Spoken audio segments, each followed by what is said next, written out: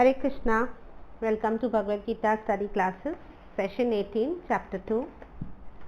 Om Jnanatimirandasya Jnananjana Shalakaya Chakshurunmilitam Yena Tasmai Shri Guruve Namaha.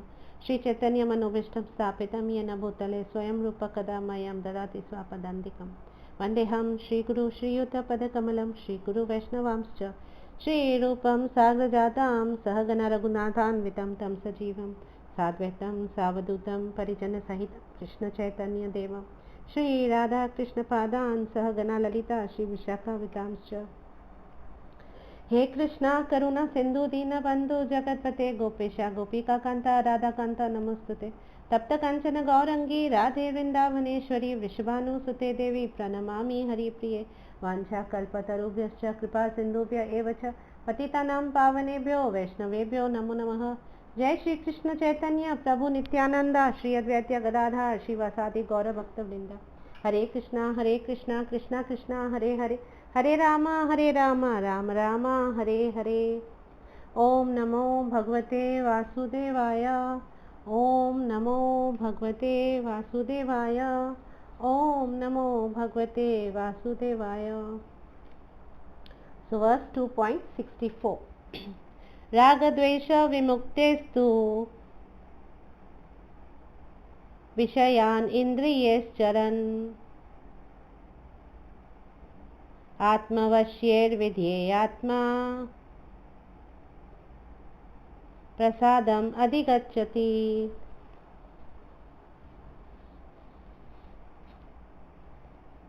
किंतु समस्त राग तथा द्वेष से मुक्त एवं अपनी इंद्रियों को संयम द्वारा वश में करने के में समर्थ व्यक्ति भगवान की पूर्ण कृपा प्राप्त कर सकते हैं।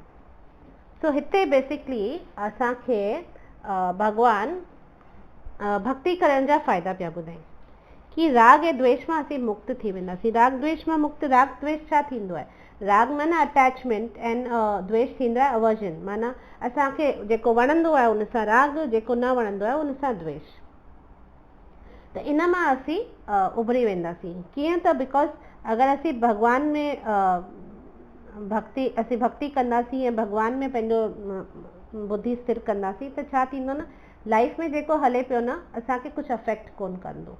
न का ॻाल्हि असांखे वणंदी, न का ॻाल्हि कोन वणंदी वारी ॻाल्हि आहे। जेको हले पियो ठीकु आहे, जीअं हले पियो ठीकु आहे। असांजो गोल ॿियो कुझु आहे, असांजो फोकस ॿियो कुझु आहे। त असांखे बेसिकली कुझु फ़र्क़ु कोन पवंदो। जेके बि ड्युअलिटीज़ आहिनि लाइफ में उन सां असांखे कुझु फ़र्क़ु कोन पवंदो। त बेसिकली भगवान हिते असांखे भक्ति करण जा फ़ाइदा पिया ॿुधाइनि कि नंबर 1 त सभिनी खां पहिरीं त असीं मनुष्य थी वेंदासीं।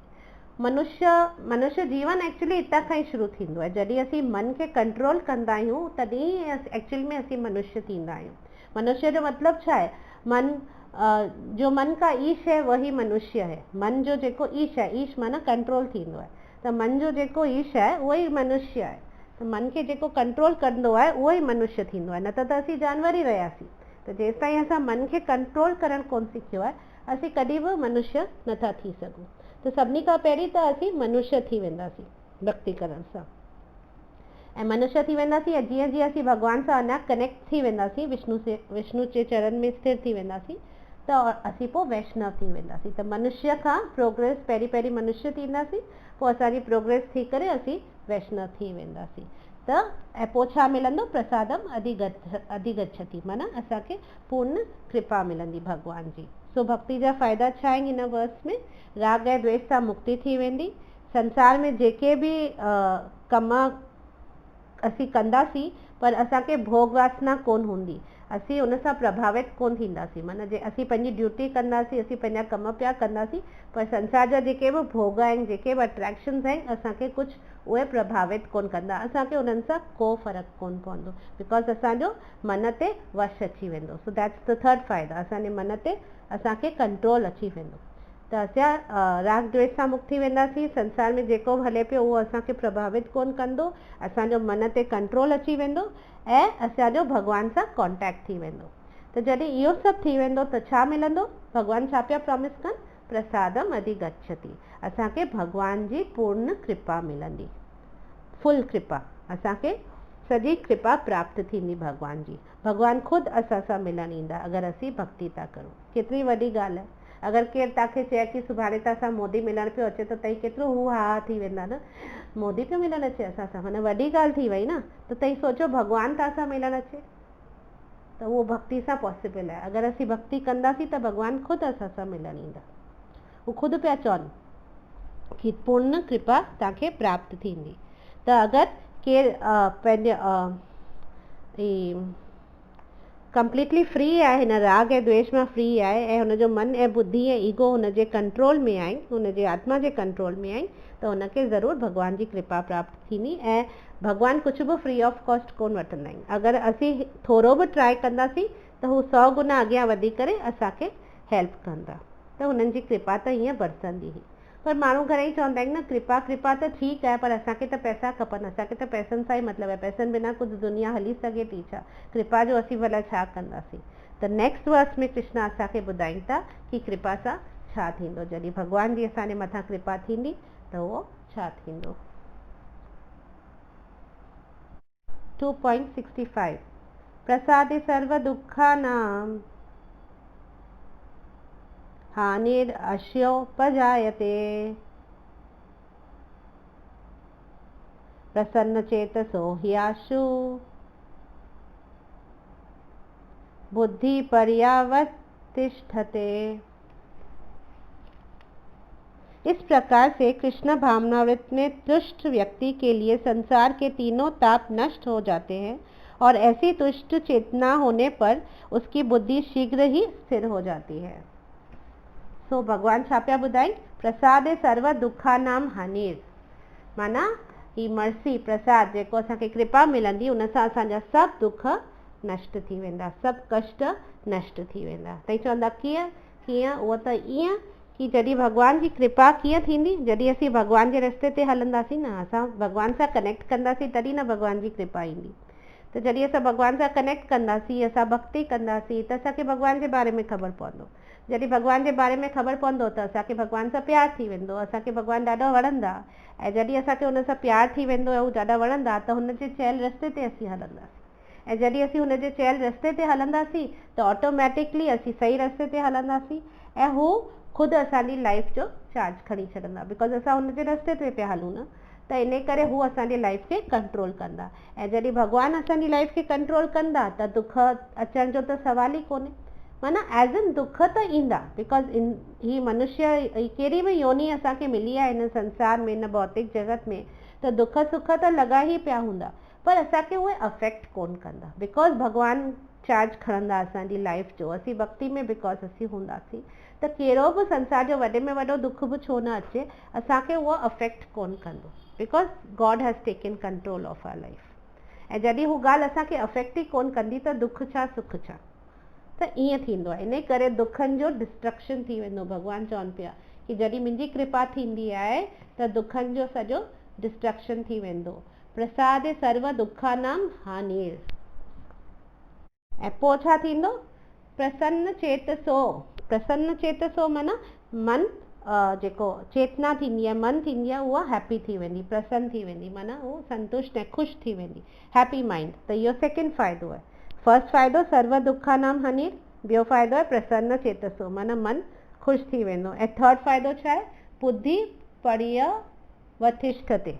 बुद्धि पर्यवेश माना इंटेलिजेंस इज़ वेल एस्टेब्लिश्ड। असांजी जेका बुद्धि आहे न, उहा बुद्धि असांजी स्थिर थी वेंदी। असांजी बुद्धि माना हूअं जेका फ्लक्चुएटिंग बुद्धि आहे, बुद्धि कंट्रोल में कोन्हे, इन करे माइंड कंट्रोल में कोन्हे, त असांजी बुद्धि हिकदमि फिक्स्ड थी वेंदी, असांजी स्थिर थी वेंदी, बिकॉज़ उहा भॻवान जे चरणनि ते फोकस थी वेंदी, भॻवान जी भक्ति में फोकस थी वेंदी, त हू मन पोइ हेॾा होॾा लुॾे ई कोन सघंदो। त इहे फ़ाइदा थींदा जॾहिं भॻवान जी असांजे मथां कृपा थींदी। त we move to the next verse 2.66। ही जेको 2.66 वर्स आहे न, इनखे पीस फॉर्मूला वर्स चवंदा आहिनि। पीस फॉर्मूला कोन थींदो आहे, हिन वर्स खे, हिन श्लोक खे पीस फॉर्मूला चवंदा आहिनि। नास्ति बुद्धिर अयुक्तस्य न चायुक्तस्य भावना न चाभावयथा शांति अशांतस्य कुतः सुखम।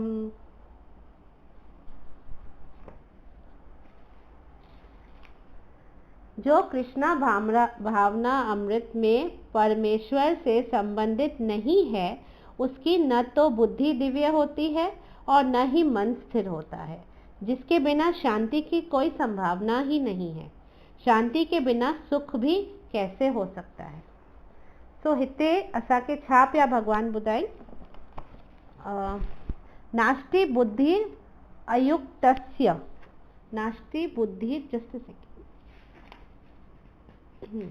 नास्ति बुद्धिर अयुक्तस्य न चायुक्तस्य भावना। माना जेको भगवान सां कनेक्टेड कोन्हे उनखे न बुद्धि स्थिर हूंदी न हुनजो मन स्थिर हूंदो।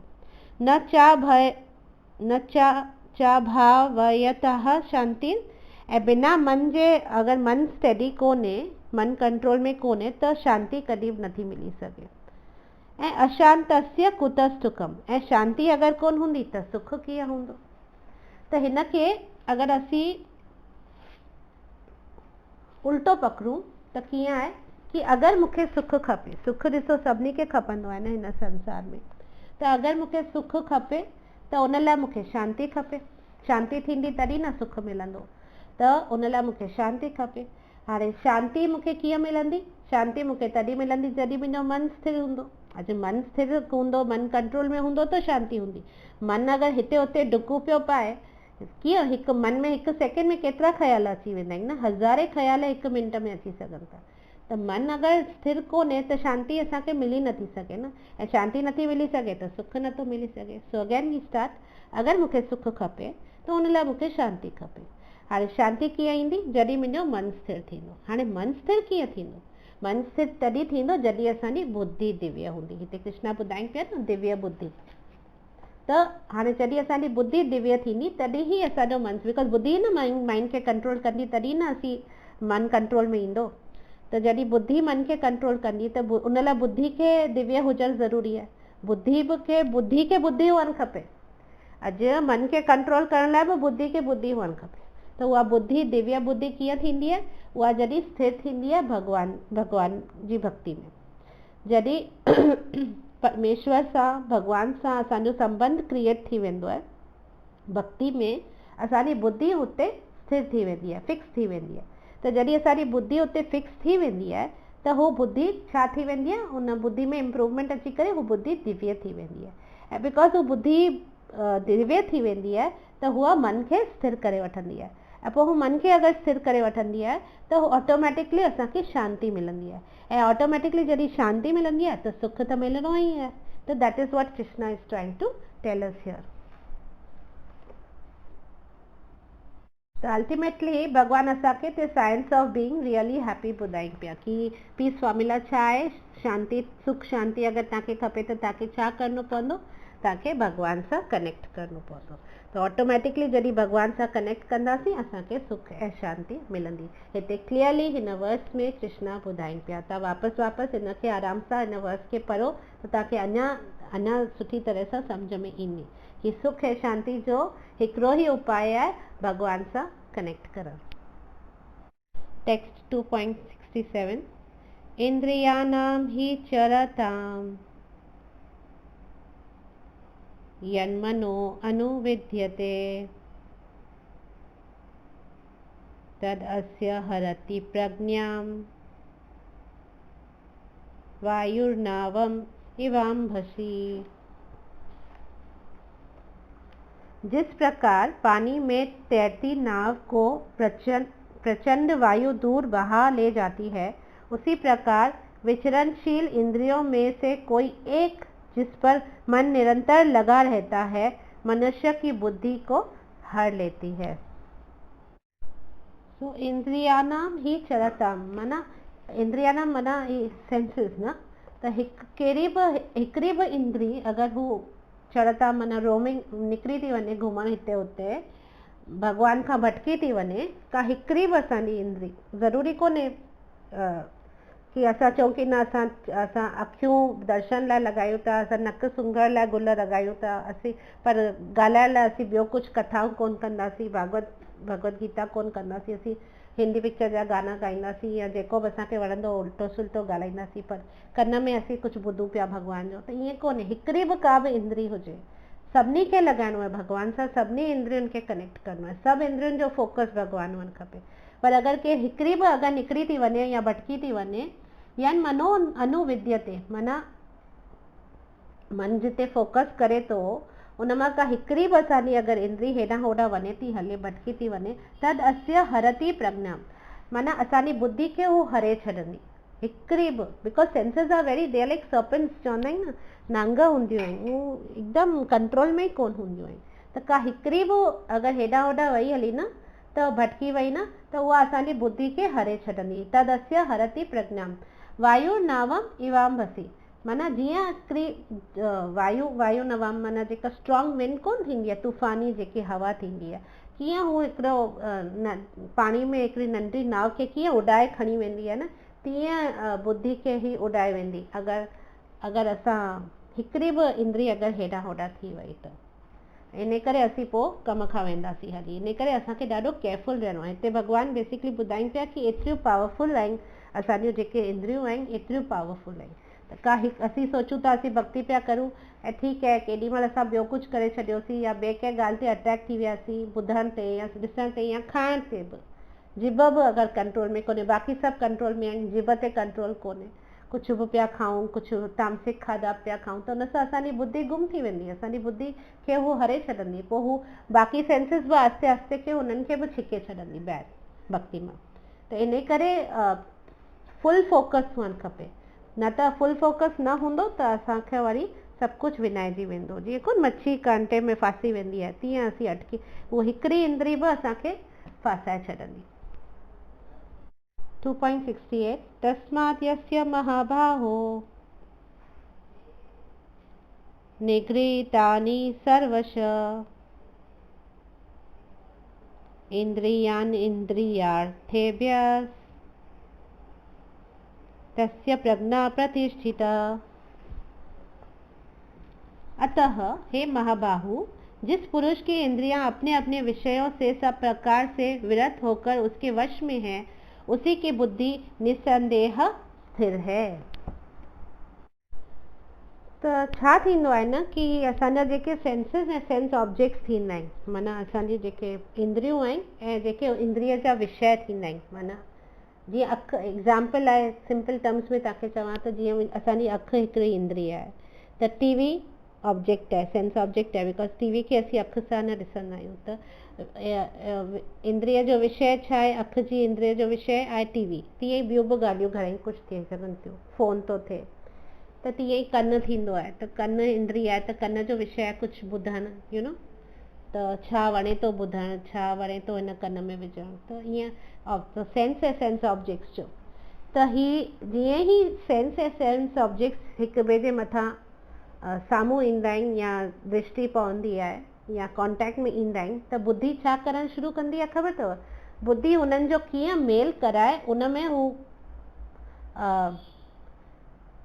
कीअं हू मेल कराए उहो कमु हू करणु शुरू करे छॾंदी आहे। कि बुद्धि ॿुधाइणु शुरू करे छॾंदी आहे, अरे ही त ॾाढो सुठो प्रोग्राम अचे पियो, असांखे ॾिसणु खपे, मिस न करणु खपे, ॾाढो मज़ो ईंदो।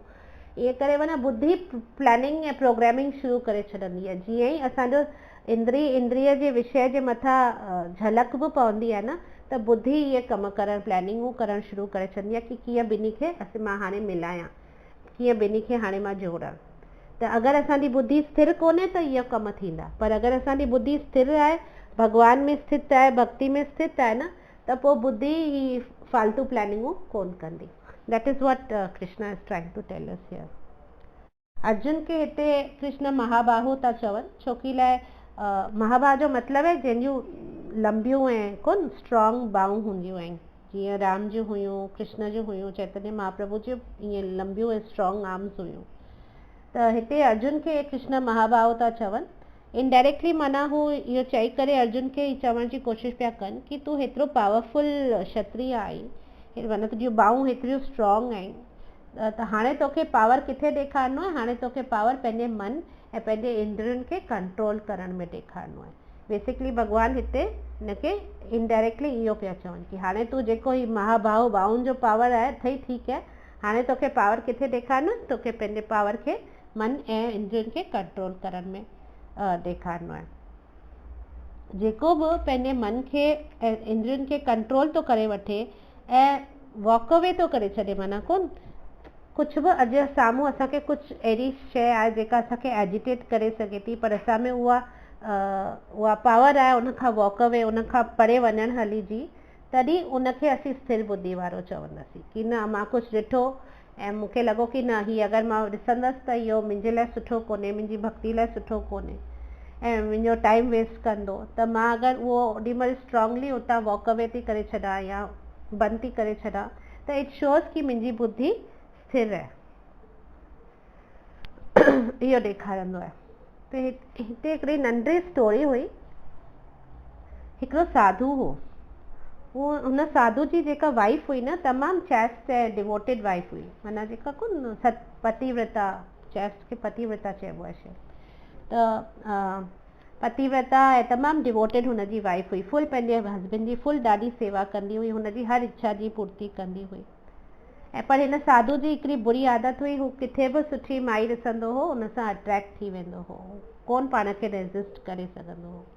आस्ते आस्ते हू ॿुढो बि थी वियो, बीमार बि रहणु लॻो, ऐं बिकॉज़ हू साधू हो त हू कोन नदी किनारे वञी करे पूजाऊं कंदा आहिनि, त हुनजी ज़ाल हुनखे कैरी करे वठी वेंदी हुई, कोन सपोर्ट करे नदी जे किनारे ते वञी करे उते बि पंहिंजो जीअं रोज़ जो पूजा पाठ करे सघियो। त इन टाइम ते बि हू रस्ते ते जेके रिवर वटि जेके मायूं हूंदियूं हुयूं उन्हनि खे ॾिसंदो हो, कोन छा छा सोचंदो हो, त उते वरी हिकिड़ी प्रोस्टिट्यूट खे ॾिठई ऐं उन सां अट्रैक्ट थी वियो ऐं इच्छा करणु लॻो हुन सां संग करण जो। त हुनजी वाइफ त जीअं पतिव्रता हुई ऐं कोन हुनजी ॾाढी माना डिवोटेड हुई, त हू हुनखे उते बि वठी वई, हुन प्रोस्टिट्यूट जे घर में बि हुनखे कोन सपोर्ट ॾेई ॾेई करे कैरी करे वठी वई हली। त हू जेका प्रोस्टिट्यूट हुई हू तमामु वाइज़ लेडी हुई। हुन छा कयो, पहिरीं पहिरीं त हुनखे भोजन सर्व कयो, भोजन सर्व कई 2 प्लेटुनि में, हिकिड़ी सोन जी प्लेट हुई ऐं हिकिड़ी किनी पत्तनि जी मेरी प्लेट हुई, 2 प्लेटुनि में हुनखे भोजन सर्व कई। त हू साधू हैरान थी वियो कि ही छा आहे, त पोइ हुन प्रोस्टिट्यूट हुनखे सम्झाईंसि कि तो वटि सभु कुझु हिकिड़ी सोन जी प्लेट में अथई, पर तूं ॾिस कीअं न वर्थलेस शयुनि जे पुठियां भॼी पियो। त इन ॻाल्हि जे एग्ज़ाम्पल जे माध्यम सां साधू खे थोरो ज्ञान ॾियण जी कोशिशि कई कि तूं छा पियो करे। त साधू यकदमि सम्झी वियो, इहो हुन प्रोस्टिट्यूट जो ही जे तरफ़ां पाण अहिड़ी ॻाल्हि ॿुधी करे हुनखे रियलाइज़ेशन अची वई ऐं हू तमामु परेशान थी वियो, दुखी थी वियो कि मूं ही छा कयो। ऐं ओॾीमहिल हुनखे पंहिंजी रियलाइज़ेशन थी मिस्टेक जी, त हुन छा कयो, हुन पिनूं खणी करे पंहिंजूं अखियूं फोड़े छॾियूं कि मुंहिंजियूं अखियूं ई न मूंखे न ॾिसां थो ऐं पोइ मूंखे ही सभु थिए थो, न त न अखियूं हूंदियूं न मां ॾिसंदसि त न मां ही ग़लति कमु कंदसि। त हुन पंहिंजूं अखियूं ई फोड़े छॾियूं। हाणे असांखे हिते सम्झणो आहे कि ही जेको आहे न, ही एक्सटर्नल फोर्स सेल्फ कंट्रोल। अॼु ही जेको हिन साधू कयो, इनखे ही अंदरां खां कोन आयो आवाज़, ही ॿाहिरां खां हुन फोर्सेबली पंहिंजे अखियुनि खे ब्लॉक करे पाण खे कंट्रोल करण जी कोशिशि कई आहे। त ॿाहिरां खां जेको कंट्रोल आहे न, इहो वधीक टाइम कोन हलंदो आहे ऐं इहो असांखे हेल्प कोन कंदो आहे, इहो असांखे सम्झणो आहे।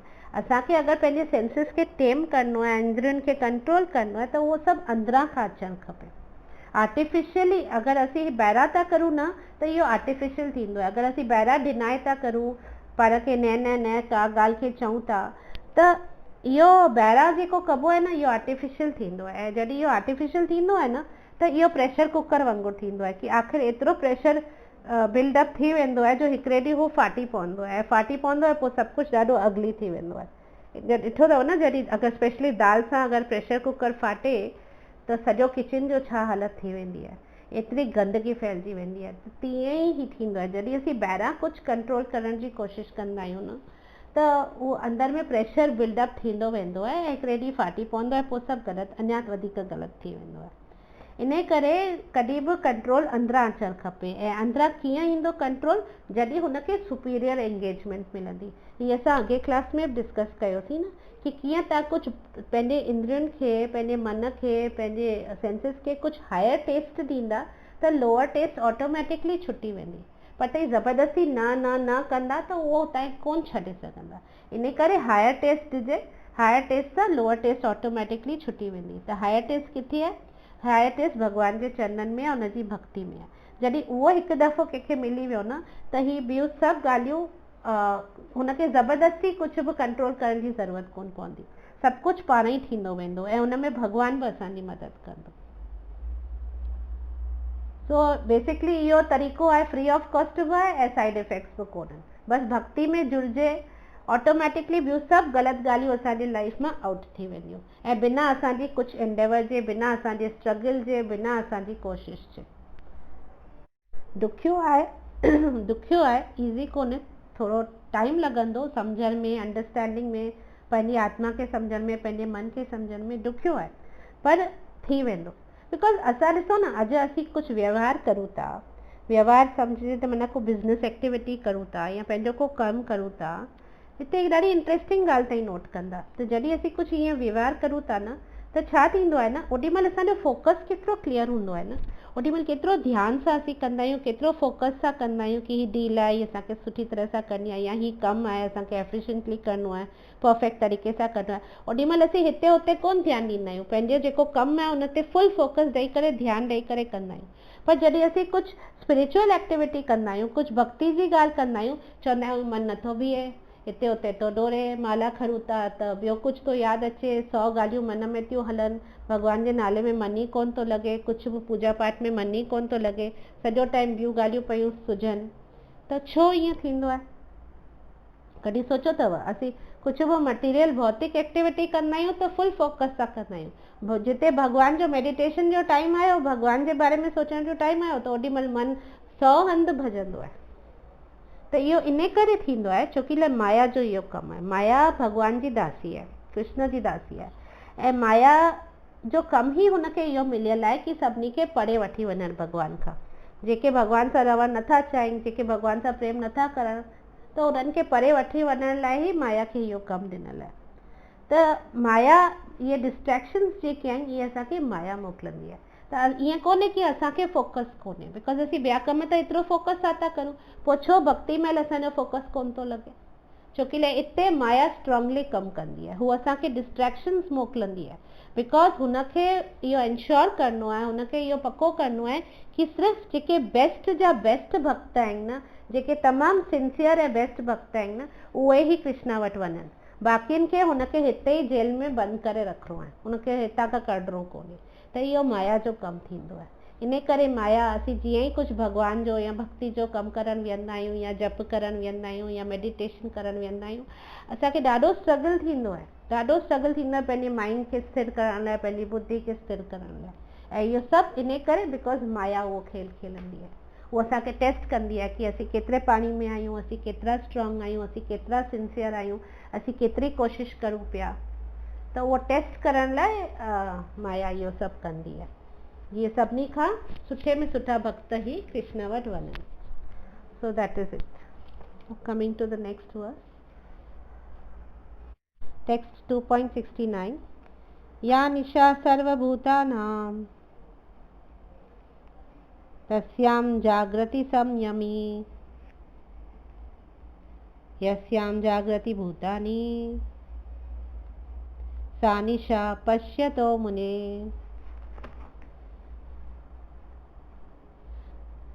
निशा माना नाइट ना, तो जो सब जीवों के लिए रात्रि है वह आत्मा संयमी के जागने का समय है, और जो समस्त जीवों के जागने का समय है वह आत्मा निरक्षित मुनि के लिए रात्रि है।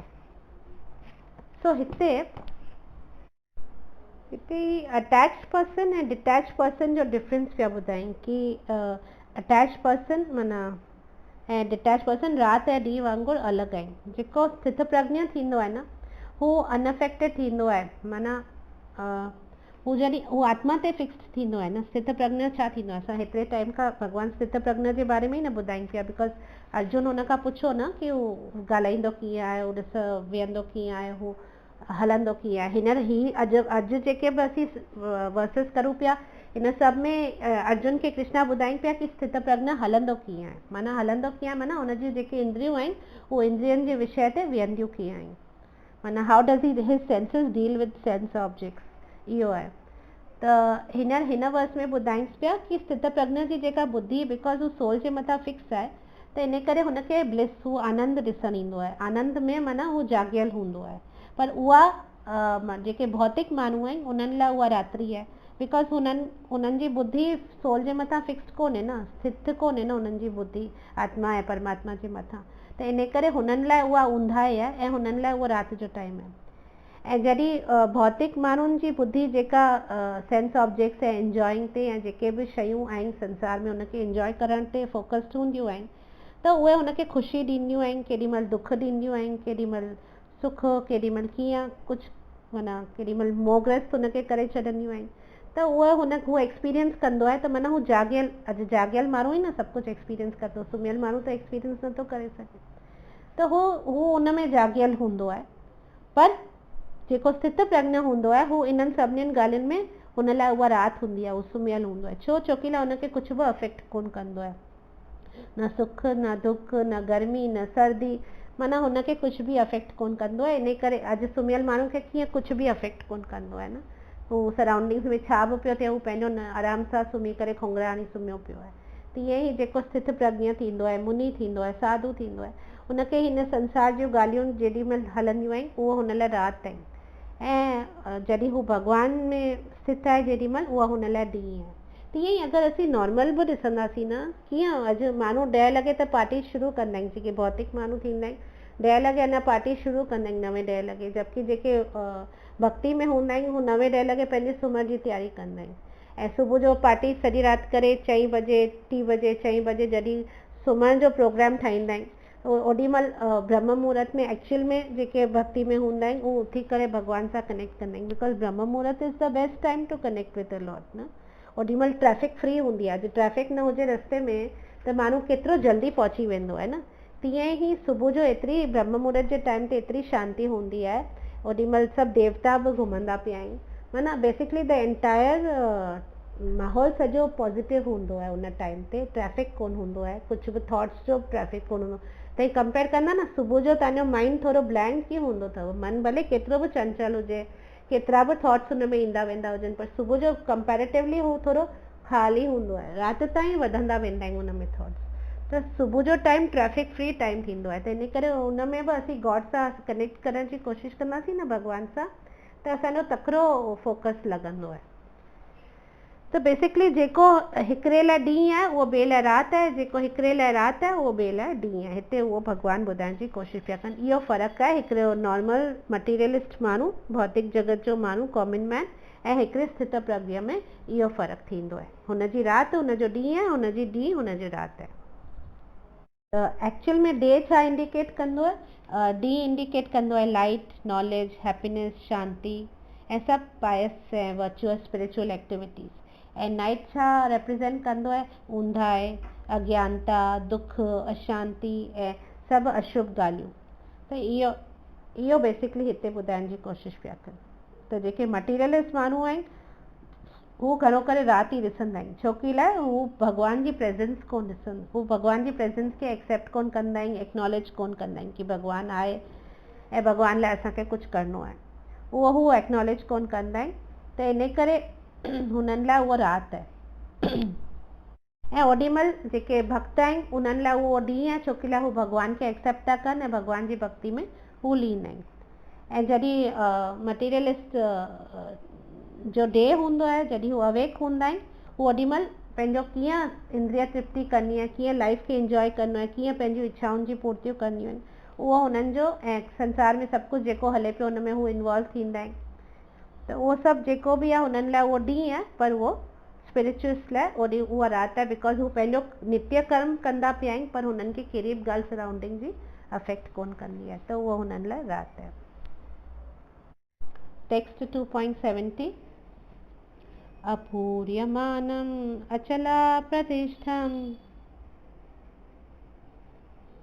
समुद्रम आप प्रविशन्ति यद्वत् तद्वत् कामायम प्रविशन्ति सर्वे स शान्तिमाप्नोति न कामकामी। जो पुरुष समुद्र में निरंतर प्रवेश करती रहने वाली नदियों के समान इच्छाओं को निरंतर प्रवाह से विचलित नहीं होता और सदैव स्थिर रहता है, वही शांति प्राप्त कर सकता है, वह नहीं जो ऐसी इच्छाओं को तुष्ट करने की चेष्टा करता हो। तो हिते भगवान हिते समुद्र जो ओशन जो एग्जाम्पल पिया ॾियनि। अॼु हू ॿुधाइनि पिया कि ही जेको ओशन जेको थींदो आहे, समुद्र थींदो आहे, केतिरो वॾो थींदो आहे न, केतिरो ह्यूज थींदो आहे न, पर कॾहिं बि हू फ्लड कोन थींदो आहे, न को हू रिसीड कंदो आहे, न को वापसि वेंदो आहे। हू हमेशह पंहिंजी मर्यादा में रहंदो आहे। कीअं? अॼु हज़ारे नदियूं आहिनि, सॼे संसार में केतिरियूं नदियूं आहिनि, सभु नदियूं समुद्र में ई न वञी लास्ट में ख़तमु थींदियूं आहिनि, माना मिलंदियूं आहिनि। किथां बि पहाड़नि था अचनि, किथां बि अचनि वैलीज़ मां अचनि, जितां बि अचनि नदियूं सभु वञी करे आख़िर में समुद्र में ई मिलंदियूं आहिनि। त हज़ारे नदियूं समुद्र में वेंदियूं आहिनि, तॾहिं समुद्र जी ताईं बीच ते वेंदा, बाउंड्री त उहा ई रहंदी आहे। हू पाणी छा भरिजी करे फ्लड थी करे ॿाहिरि अची वेंदो आहे छा? हू नदियूं अचनि या न अचनि, हू समुद्र खे को फ़र्क़ु कोन पवंदो आहे। हू ओतिरो ई पंहिंजी मर्यादा में ओतिरो ई रहंदो आहे, हू डिस्टर्ब कोन थींदो आहे। त न वधंदो आहे न घटिजंदो आहे, ओतिरो ई रहंदो आहे। जी केतिरियूं बि नदियूं हुन में घुसनि त हुनखे हू पंहिंजी मर्यादा खे मेंटेन कंदो आहे।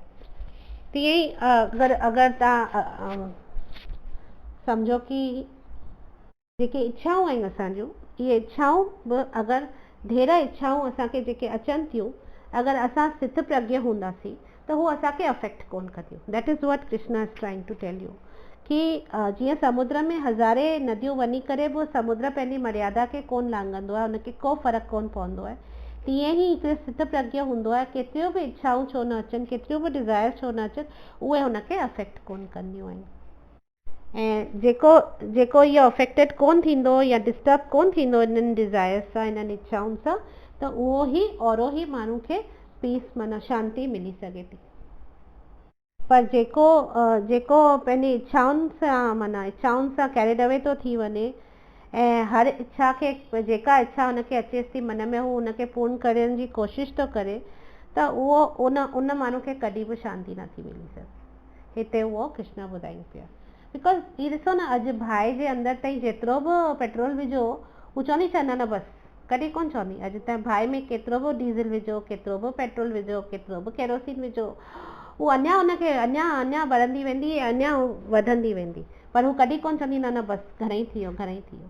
तीअं ई असांजी इंद्रियूं आहिनि न, असीं जेतिरो हुनजी इच्छाऊं पूरियूं कंदासीं न, हू ओतिरो अञा हू घुरंदियूं, हू अञा हू ग्रीडी थींदियूं आहिनि बाय नेचर।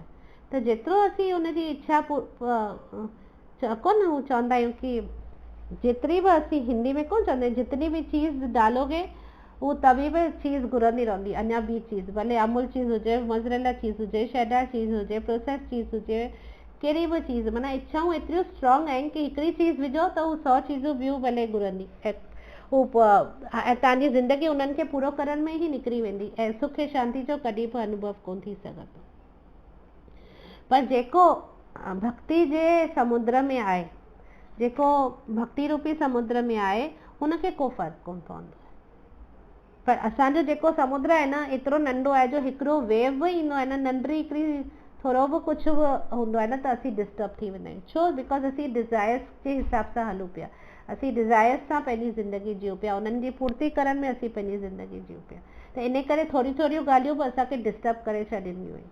पर स्थित प्रज्ञ जेको आहे, जेको भक्ति में स्थित आहे, उनखे इच्छाउनि सां को फ़र्क़ु कोन पवंदो आहे। हुन केतिरियूं बि इच्छाऊं हुनजे मन में अचनि, हुनखे he is just peaceful and is cool and relax.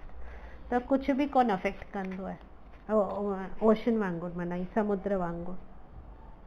इन करे असांखे इहो रियलाइज़ करणो आहे कि जेतिरो असीं इच्छाउनि जी पूर्ति कंदासीं, हू अञा वधी करे ईंदियूं। इन करे असांखे स्थित प्रज्ञ थियण जी कोशिशि करणी आहे कि we should not give in to our desires. ऐं उहो कीअं थींदो? जॾहिं असीं भक्ति में स्थित थींदासीं।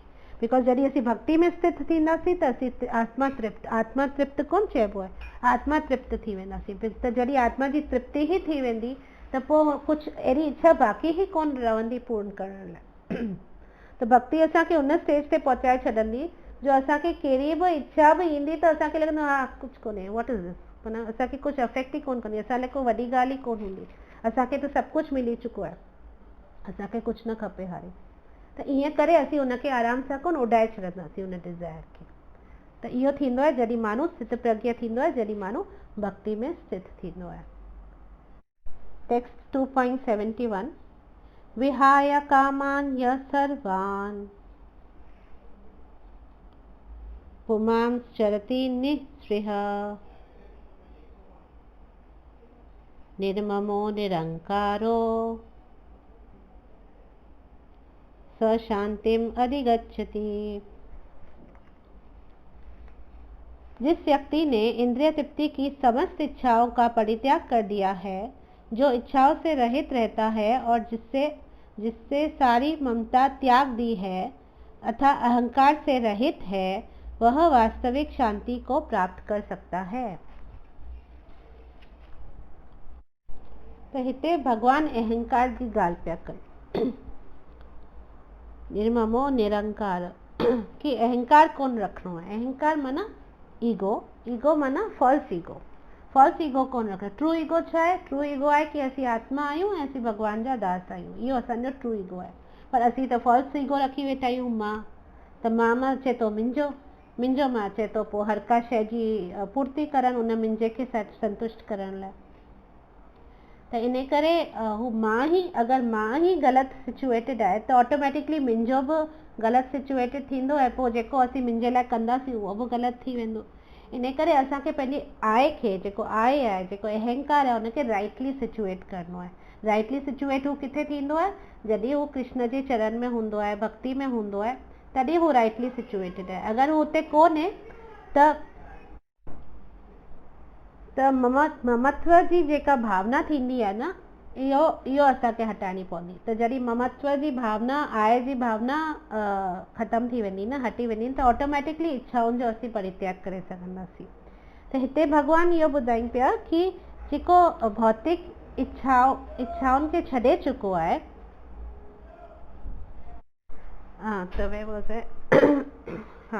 त जेको मटीरियली डिज़ायरलेस पर्सन थींदो आहे, जेको भौतिक इच्छाऊं कोन रखंदो आहे, त हुनखे इहो कीअं हू कोन रखंदो? बिकॉज हुनखे उहो सम्झ में अची वेंदो आहे कि एवरीथिंग बिलोंग्स टू कृष्णा, सभु ईशवास्यम इदम सर्वम, है न, सभु कुझु भगवान कृष्ण खे बिलोंग थो करे।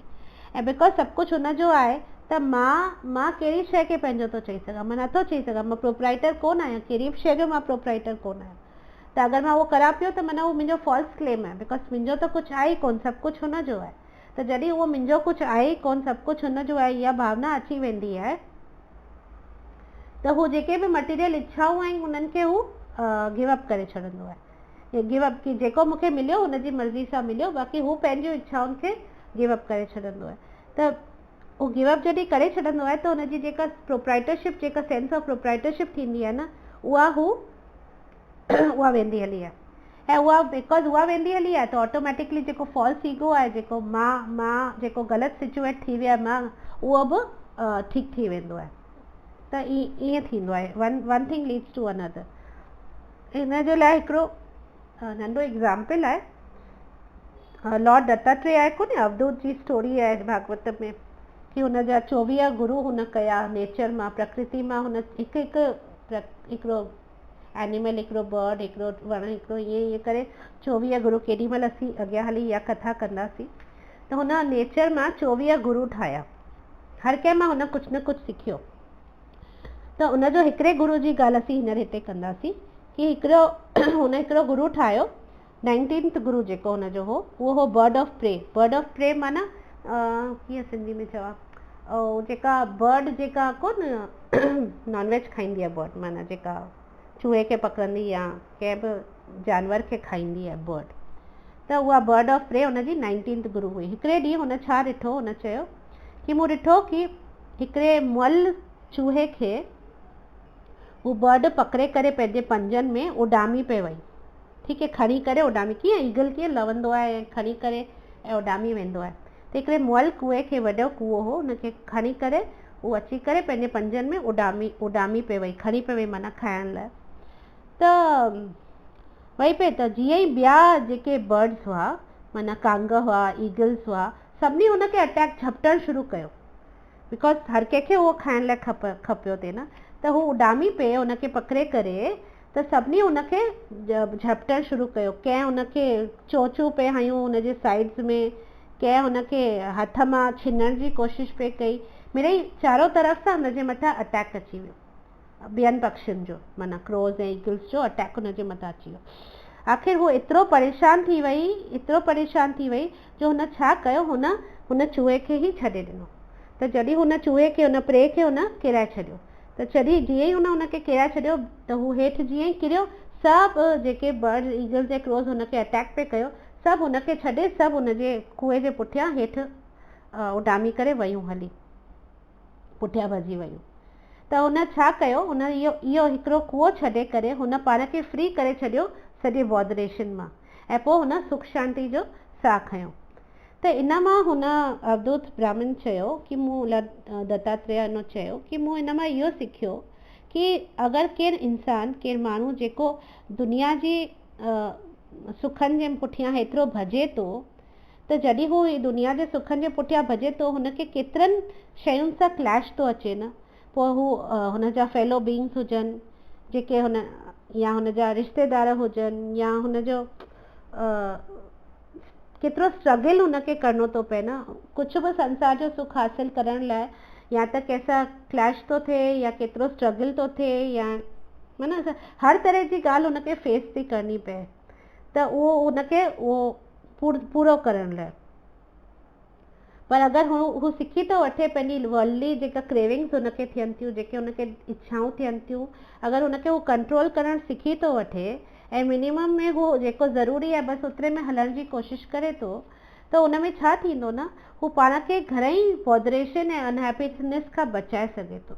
माना दुखनि खां, कष्टनि खां, क्लेशनि खां हू पाण खे स्पेयर करे सघे थो, पाण खे बचाए सघे थो अगरि हू ही क्रेविंग खे घटाए छॾे त उन सां हुनजे छा थींदो, हुनजी लाइफ में सुख ऐं शांती अची वेंदी। त हिते हिन वर्स में बि कृष्णा उहो ई ॿुधाइण जी कोशिशि पिया कनि त विहाय कामान यस सर्वान माना पंहिंजूं समस्त डिज़ायर्स खे गिव अप करे छॾियो। पर हिन जो मतिलबु अॼु पर केर बि बिना डिज़ायर जे त जी नथो सघे न। अगरि असीं इच्छा ई कोन कंदासीं त असीं कीअं जीअंदासीं। त हिते समस्त डिज़ायर जो इहो मतिलबु आहे भौतिक इच्छाऊं, भौतिक जो जेके फालतू जी इच्छाऊं असीं रखूं था उन्हनि सभिनी खे असांखे गिव अप करे छॾणु खपे।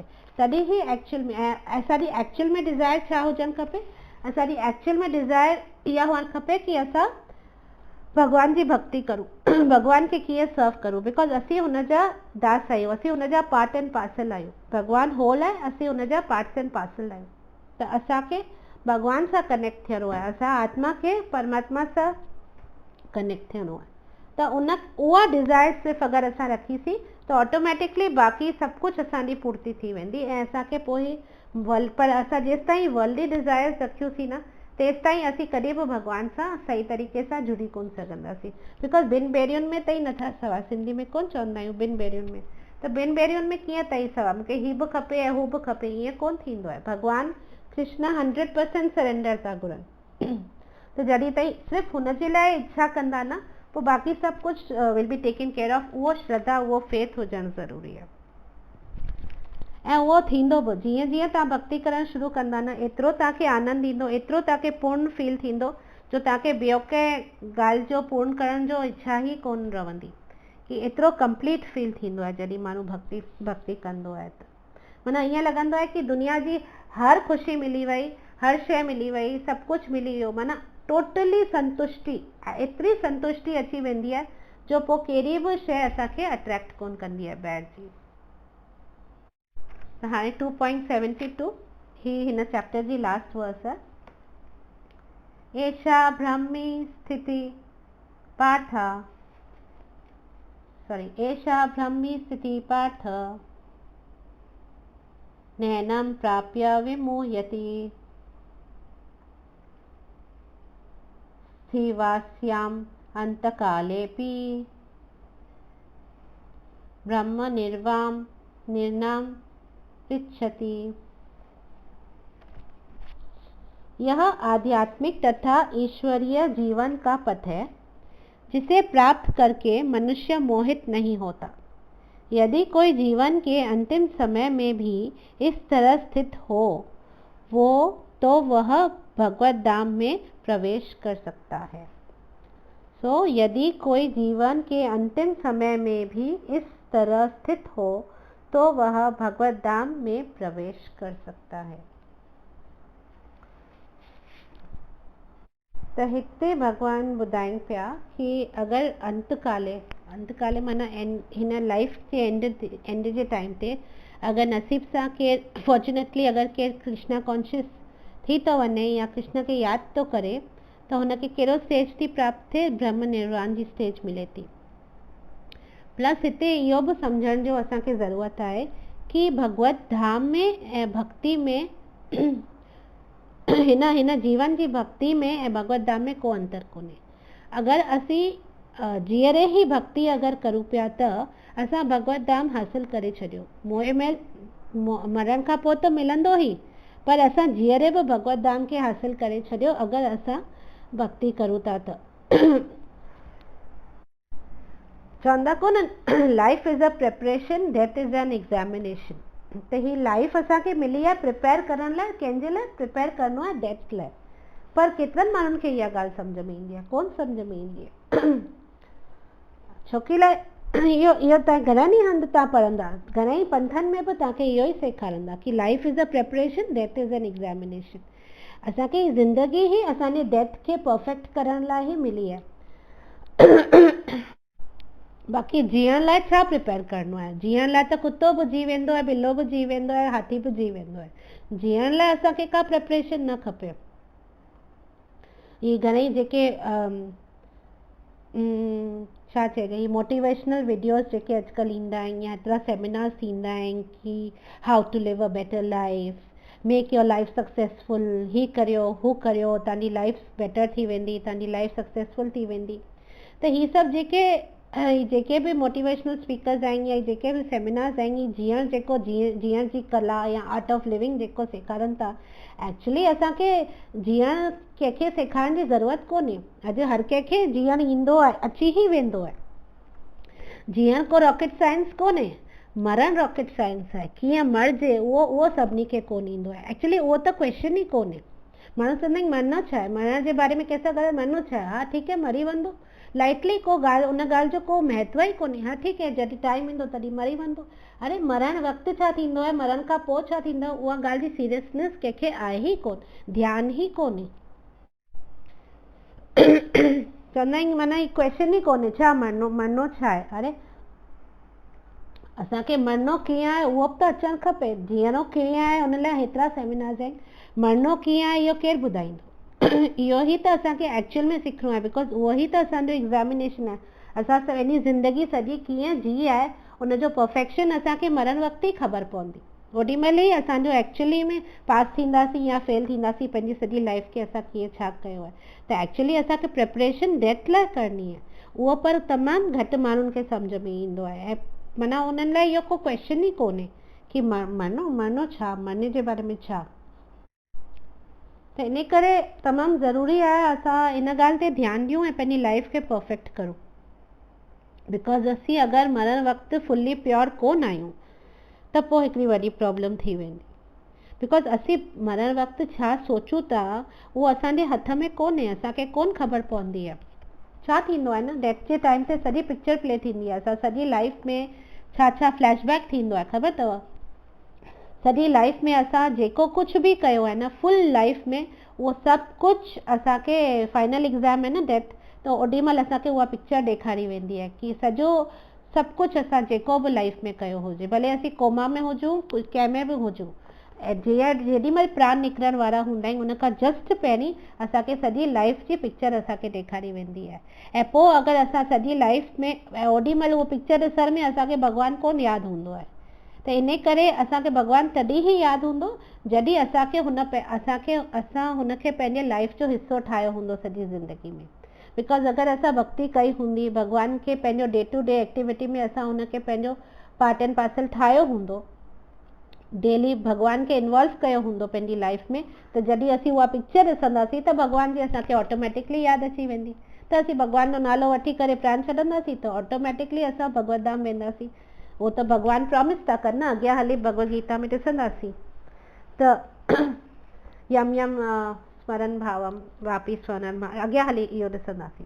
त भॻवान प्रॉमिस था कनि अगरि अंत समय में तव्हां मुंहिंजो ध्यानु कयो त तव्हां सिधो मूं वटि ईंदा, कुझु बि न, सिधो शॉर्टकट, सिधो मूं वटि ईंदा, भगवत धाम जी डायरेक्ट प्राप्ति थींदी।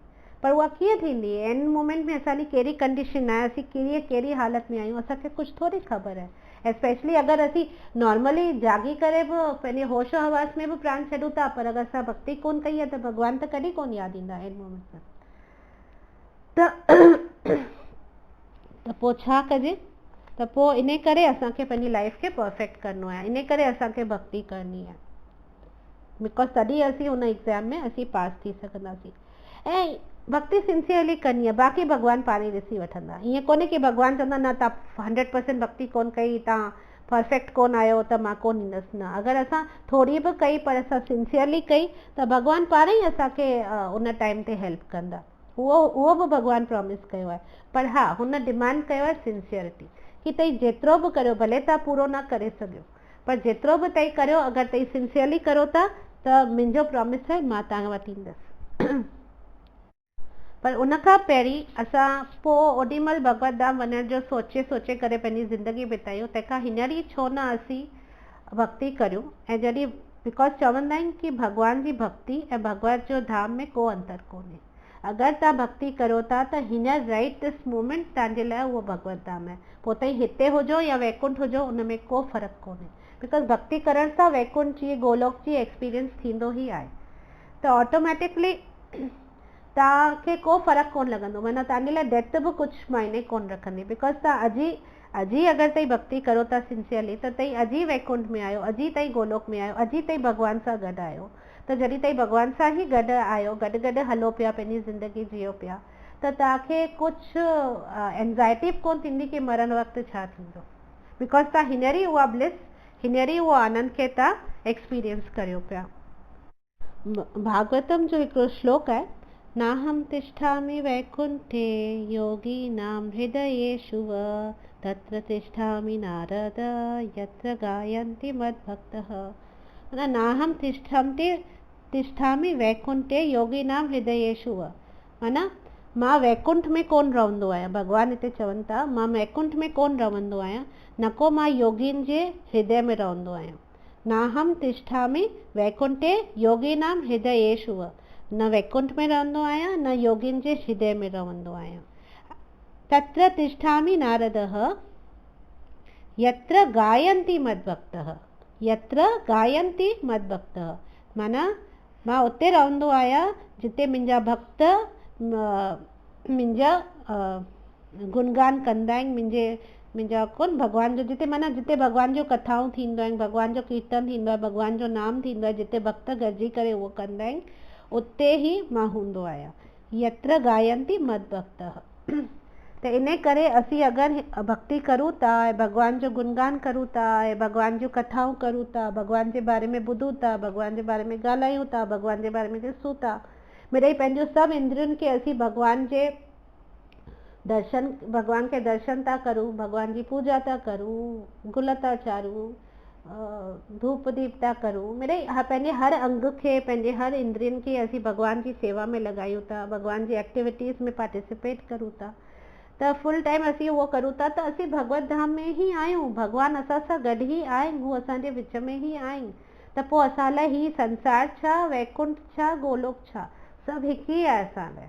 त जीअं ई अगरि असीं भक्ति करूं था त असीं भगवत धाम खे प्राप्त करे सघूं था। त पोइ इहो छो सोचिजे कि मोए खां पोइ असीं छा करूं जो भगवत धाम असांखे प्राप्त थिए। त जीअं ई असीं भगवत धाम हिते ई क्रिएट करे सघूं था अगरि असीं भॻवान जो गॾिजी करे संकीर्तन करूं था त। So that is what Krishna is trying to say here. So second chapter is over. Second chapter ख़तम थी वियो। ही second chapter basically छा आहे न, ही समरी आहे सॼे भगवत गीता जी। हाणे जेको बि थींदो न भगवत गीता में सभु कुझु डिटेल में थींदो। हिते असां सांख्य योग बि ॾिठो, कर्म योग बि ॾिठो, थोरो थोरो भक्ति योग बि ॾिठोसीं, ज्ञान योग बि ॾिठोसीं। त ही सभु थोरो थोरो झलक भॻवान हिते ॾिनी। हाणे चैप्टर 3 खां डिटेल में भगवान ही सभु सम्झाईंदा ऐं रस्तो ॿुधाईंदा कि कीअं असीं हुन ताईं पहुचूं। सो ईअं आहे।